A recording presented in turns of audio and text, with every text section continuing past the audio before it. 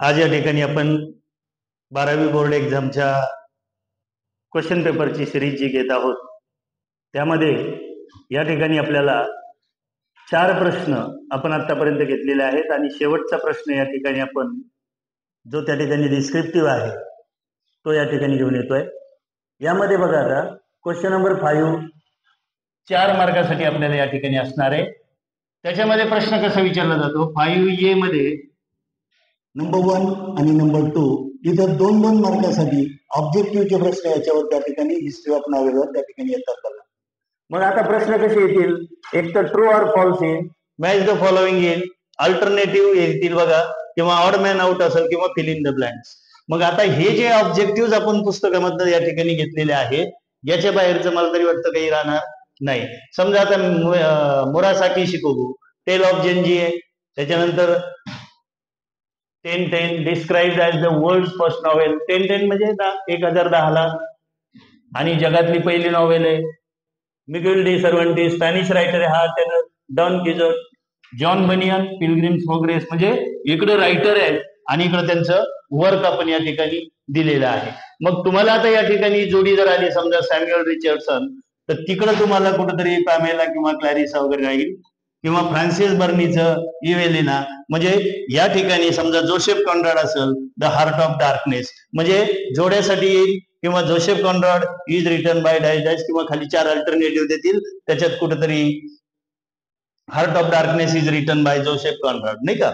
तर मग या पद्धतीनं तुम्हाला या ठिकाणी काय केलं जाईल रे, हे सगळे ऑब्जेक्टिव्ह त्या ठिकाणी। किंवा आता इथं बघा, आता नॉवेलला जर म्हटलं तर त्याचं मिनिंग न्यू आहे, पिकारेक्स नॉवेल जर म्हटलं तर त्याच्यावर काय दिलेलं आहे बघा, narrate the adventure of protagonist. Okay, मग हे सगळं मिक्स या ठिकाणी छोटं, म्हणजे तुम्हाला डायरेक्ट ऑब्जेक्टिव्ह कशा पद्धतीने येतील ते या ठिकाणी आपण दिलेलं आहे। आता बिल्ड अँड रोमन्स म्हणजे काय रे, indicates growth of the protagonist mind and spirit.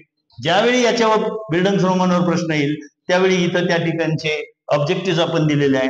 समजा मागच्या वर्षीच्या 2 वर्षापूर्वी एलिमेंट्स ऑफ नॉवेल आणि त्याच्या खाली पर्याय दिले होते, त्याच्यात एलिमेंट्स ऑफ नॉवेल किती आहे, पर्याय कोणते देऊ द्या, पण तुम्हाला फिक्स माहित पाहिजे की 6 एलिमेंट्स आहेत। म्हणजे परीक्षेच्या अगोदर तुम्ही हे सगळं एकदा नजरे काढून घातलं की त्या ठिकाणी तुम्हाला परीक्षेला लिहिताना अडचण येणार नाही। आता समजा इथं जर पाहिलं आपण नॉवेल, नॉवेल काय रे, मोस्ट डॉमिनंट लिटररी जनर आहे, किंवा लॉंग नॅरेटिव्ह फिक्शन आहे, किंवा वर्ड नॉवेलला डिराइव्ड फ्रॉम म्हणजे येणे, इटालियन वर्ड पासून आलेला आहे, त्याचं मिनिंग न्यू आहे। म्हणजे या पद्धतीचं संपूर्ण जे ऑब्जेक्टिव्ह आहे ते याच्यामध्ये आपण कव्हर केलेलं आहे।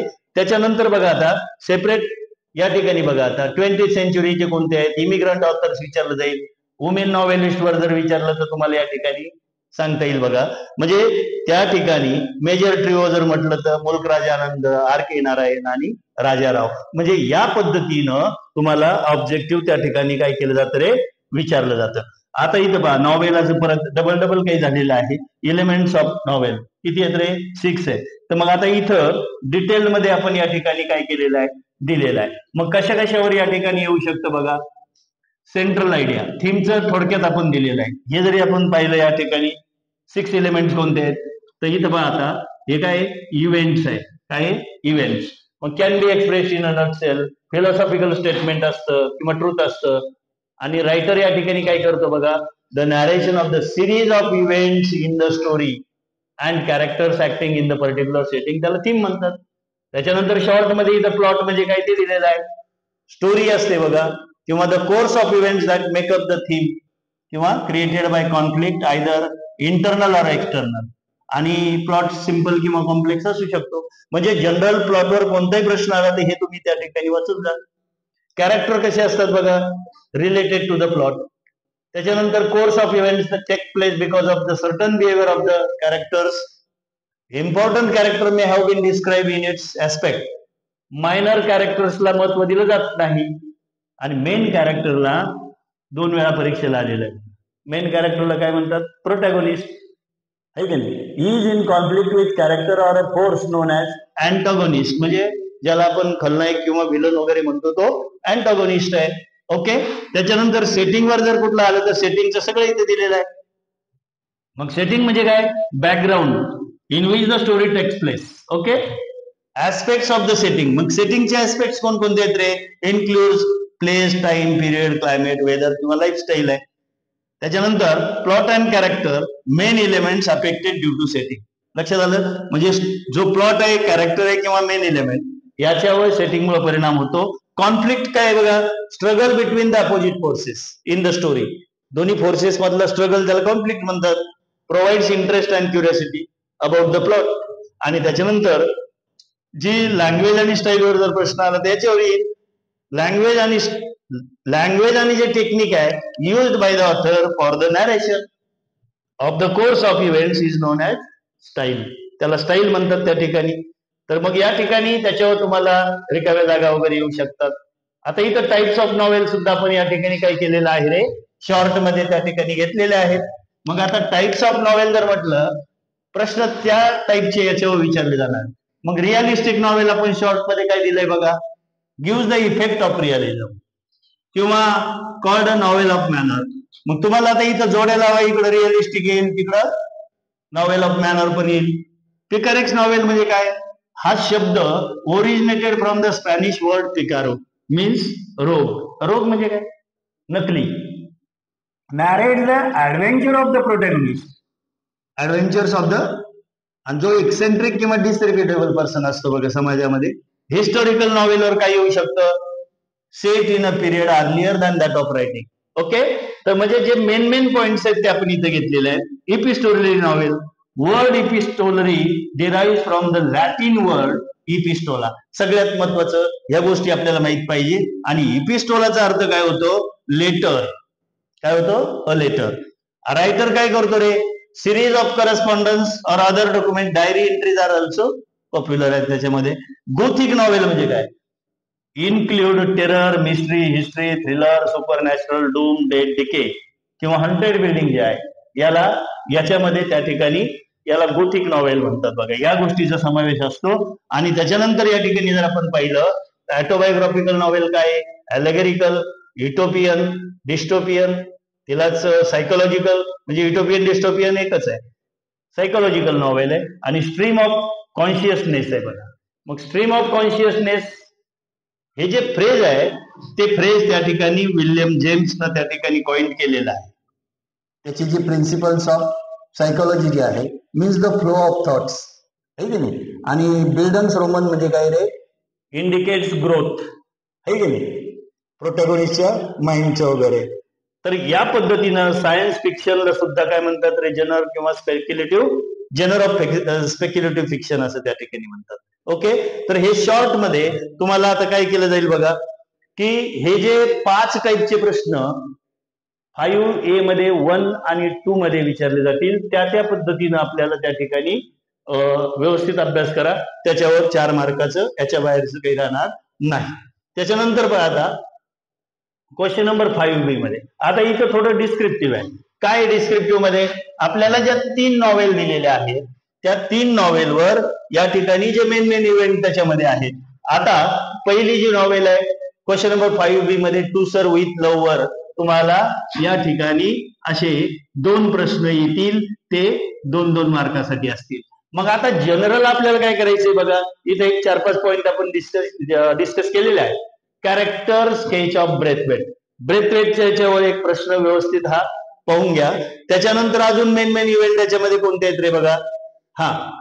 Describe Denham's views on PT and games विचारला जाऊ शकतो. किंवा जिथं डेनामचं वगैरे काही कॅरेक्टर स्केच वगैरे जरी आलं तरी हे तुम्हाला त्या पद्धतीने पाहून घ्या.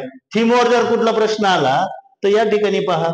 त्याच्यानंतर ह्याच्यात आणखी एक महत्वाचा भाग कोणता आहे रे? हाफ इयरली रिपोर्ट प्रोग्राम आहे. त्याच्यावर जर कुठला काही प्रश्न येत असेल तर बघा.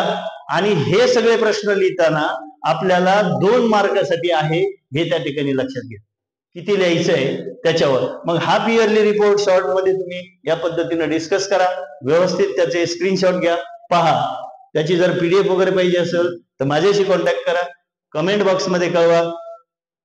यानंतर या ठिकाणी बघा आता fun man brought a comic relief. नंतर या ठिकाणी एक कॉमिक रिलीफ वर सुद्धा त्या ठिकाणी प्रश्न येऊ शकतो. याच्या व्यतिरिक्त त्या ठिकाणी काही असत नाहीये. आणि आलंच तरी त्या पद्धतीनं त्याच्याशी रिलेटेड ज्या ओळी आहेत त्या याच्यातून त्या 2 प्रश्नामध्ये महत्वाच्या म्हणजे त्या सब्जेक्टशी रिलेटेड प्रश्न कशावर विचारलेला आहे त्याच्याशी रिलेटेड तुम्ही याच्यातल्या ओळी त्या ठिकाणी लिहू शकता. त्याच्यानंतर या ठिकाणी जर पाहिलं तर सेकंड नॉवेल आपली जी आहे, मग कोणती आहे second novel? Around the world in 80 days.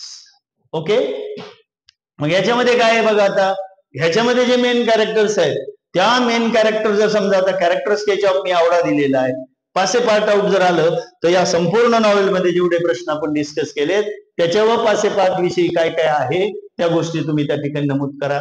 इथं 2 कॅरेक्टर महत्वाचे आहेत, फिलिस फॉग आणि आवडा.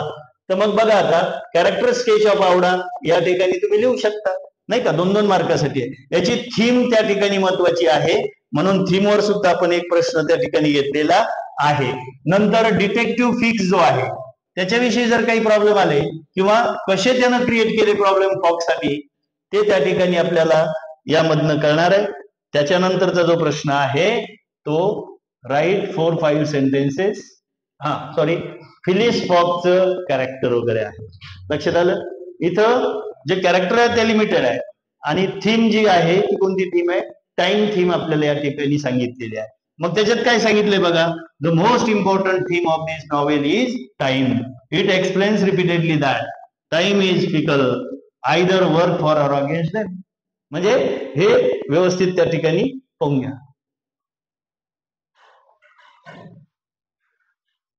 आणि बघा आता इथं याच्यानंतर या ठिकाणी टाइम थीम झाल्यानंतर या ठिकाणी आपल्याला काय रे पुढची जी नॉवेल आहे क्वेश्चन नंबर 5D मध्ये तुम्हाला काय विचारलं जातं? The sign of 4.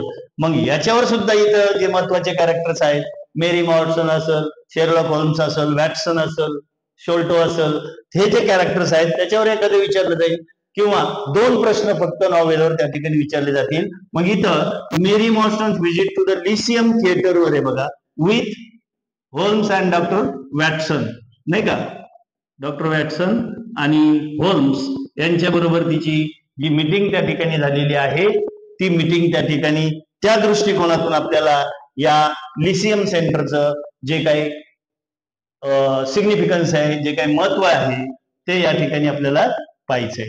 ओके, त्यानंतर बघा आता इथं या ठिकाणी बघितलं तर बघा इथपर्यंत पुढं write a brief theme of the extract of the novel the sign of 4. म्हणजे जसेचे तसे जरी प्रश्न नाही आले तर तुम्हाला ज्या विषयावर प्रश्न आले त्याच्याशी संबंधित ज्या ओळी तुम्हाला सापडतील त्या 4-6 ओळी त्या ठिकाणी त्या प्रश्नामध्ये लिहून द्या. म्हणजे कुठलाही प्रश्न आला तरी तुमच्या क्वेश्चन पेपरमध्ये कोणता प्रश्न येतोय ते व्यवस्थित पहा आणि त्याच्याशी संबंधित आपल्याला ज्या ओळी आहेत. आता इथं पहा, describe the character of Mary Morstan from the point of view of Sherlock Holmes. म्हणजे शेरलॉक होल्मच्या मतानुसार तिचं जे कॅरेक्टर स्केच आहे ते आपल्याला या ठिकाणी लिहायचं आहे. आणि जनरली सगळ्या म्हणजे नॉवेलची जी स्टोरी आहे ती तुम्हाला हे सगळं वाचल्यानंतर तुमच्या लक्षात येईल बघा. आणि त्याच्यानंतर give the central idea of the novel sign of 4 from the extract नाही का, किंवा गिव्हन एक्स्ट्रॅक्ट मधून किंवा गिव्हन टेक्स्ट मधनं. मग आता इथं जर आपण पाहिलं तर यामध्ये सुद्धा आपल्याला काय करायचं आहे की सेंट्रल थीम जी आहे याच्यातून सुद्धा काही प्रश्न तुम्ही कव्हर करू शकता. म्हणजे प्रश्न कशावर आलाय या मटेरियलवरून तुम्ही निश्चितपणानं त्या ठिकाणी तुमच्या बोर्ड एक्झामसाठी करू शकता.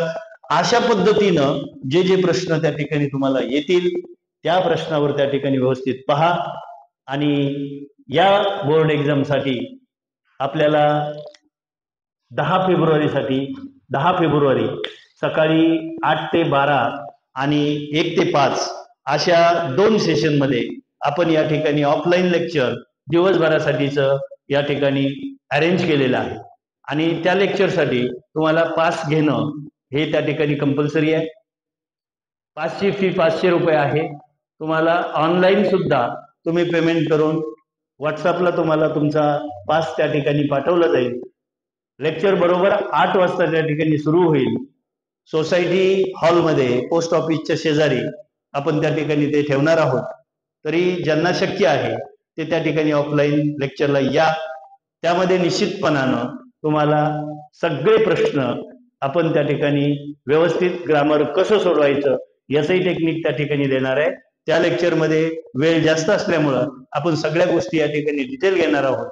आता या व्हिडिओमध्ये थोडस एक व्ह्यू फक्त तुम्हाला त्या ठिकाणी येईल, तर तो निश्चित व्यवस्थित वाचा, व्यवस्थित व्हिडिओ पहा आणि काही अडचण आली तर कमेंट बॉक्समध्ये निश्चितपणाने कळवा. सर्वांना best luck for your board exam. Thank you. Bye.